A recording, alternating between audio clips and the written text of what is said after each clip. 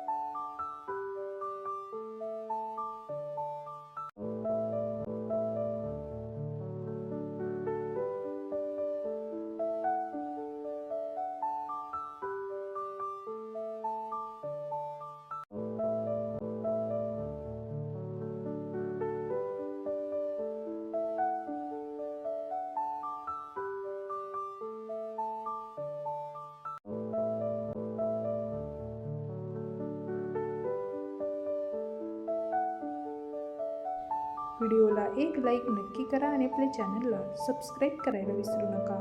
धन्यवाद।